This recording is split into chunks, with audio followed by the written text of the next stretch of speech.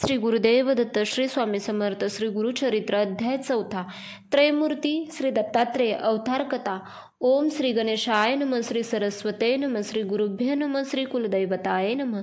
त्रयमूर्ती श्री दत्तात्रेयांचा अवतार कसा झाला ते मला सविस्तर सांगा, असे नामधारकाने विचारले असता सिद्धयोगी म्हणाले, नामधारका, तू फार चांगला प्रश्न विचारला आहेस.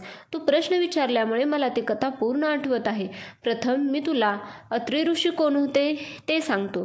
सृष्टी निर्माण होण्यापूर्वी सर्व जलमय होते. त्यात हिरण्य गर्भ झाले. तेच रजोगुणापासून निर्माण झालेले ब्रह्म, त्यालाच ब्रह्मांड म्हणतात. मग त्याचे 2 तुकडे झाले व तेथे वरती आकाश खाली भूमी असे 2 भाग झाले. ब्रह्माने तेथे 14 भुवने निर्माण केली. 10 दिशा, मन, बुद्धी, वाणी आणि कामक्रोधादी षड्विकार उत्पन्न केले. मग सृष्टीची विस्तृत रचना करण्यासाठी मरीची, अत्री, अंगरीस, पुलस्त्य, क्रतू आणि वसिष्ठ असे 7 मानस पुत्र निर्माण केले. त्या सप्तऋषींपैकी अत्रींची पत्नी अनुसूया ही श्रेष्ठ पतिव्रता होती. साक्षात जगदंबाच होती. तिच्या लावण्य रूपाचे वर्णन करता येणार नाही. थोर पतिव्रता असलेल्या तिची पतिसेवा पाहून ही स्वर्गाचे ऐश्वर्य येईल की काय अशी सर्व देवांना भीती वाटू लागली. मग इंद्रादी सर्व देव, ब्रह्मा, विष्णू, महेश या त्रिदेवांना भेटले. त्यांनी अत्री, अनुसूया यांची सगळी हकीकत सांगितली. इंद्र म्हणाला, महातपस्वी अत्रींची पत्नी अनुसूया असामान्य पतिव्रता आहे. ती काया, वाचा, मनाने अतिथींची पूजा करते. ती कुणालाही विनमुख करीत नाही. तिचे अलौकिक आचरण पाहून सूर्यसुद्धा तिला घाबरतो. तिला उन्हाचा त्रास होऊ नये म्हणून तो मंद मंद तापतो. तिच्यासाठी अग्नी थंड शीतल होतो. वारासुद्धा भीतीने मंद मंद वाहतो. तिच्या पायांना त्रास होऊ नये म्हणून भूमी मृदू होते. शाप देईल असे आम्हा सर्वांना वाटते. ती कोणत्याही देवाचे स्थान हिरावून घेईल असा तिच्या पुण्याचा प्रभाव आहे. यावर काहीतरी उपाययोजना करा, नाही तर स्वर्ग तर जाईलच, शिवाय आम्हाला तिच्या दारात सेवा चाकरी करत राहावे लागेल.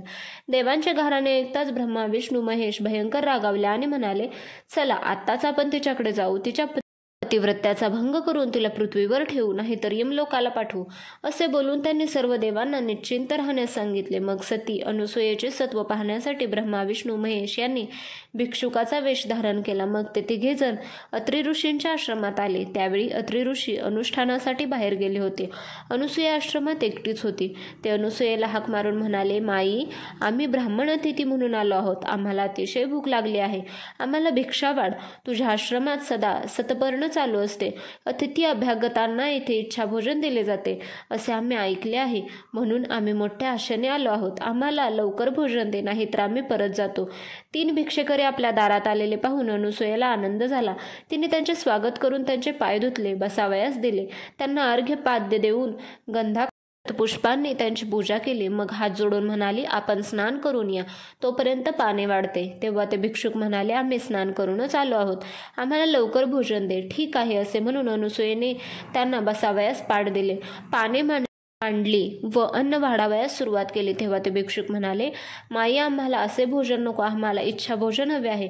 तुझ्या सौंदर्याची कीर्ती आम्ही ऐकली आहे. तुझे विवस्त्र सौंदर्य पाहावे अशी आमची इच्छा आहे.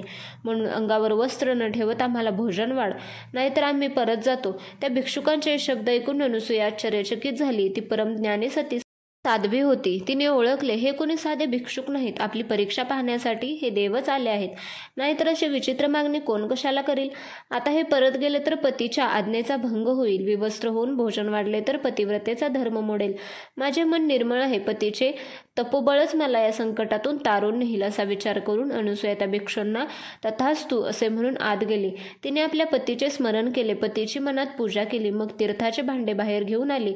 तिने आपल्या पतीचे एकदा स्मरण केले आणि ते तीर्थ 3 भिक्षुकांच्या अंगावर शिंपडले. आणि काय आश्चर्य, त्या क्षणी या 3 भिक्षुकांची 3 तेजस्वी सुंदर बाळे बनली. मग स्वतःला सावरून ती त्या बाळांना मांडीवर घेऊन थोपटू लागली. अंगाई गीते गाऊ लागली. 3 बाळे भुकेने व्याकुळ होऊन रडत होती.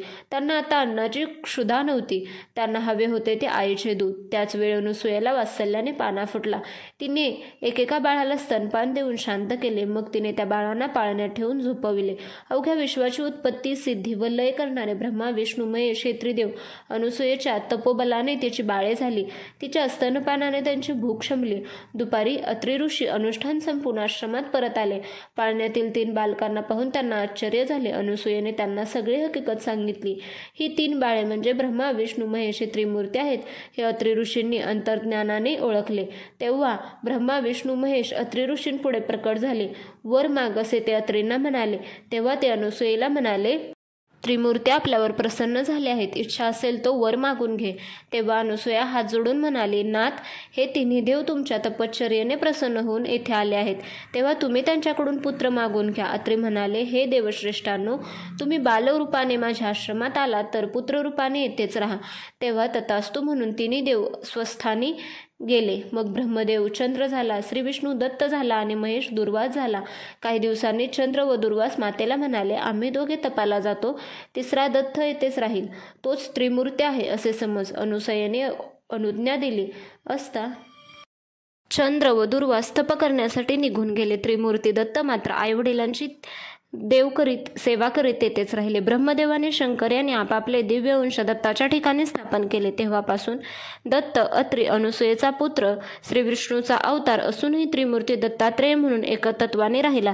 अत्रि म्हणून आत्रेय व अत्रि अनसूयेला देवांनी तो दिला म्हणून दत्त.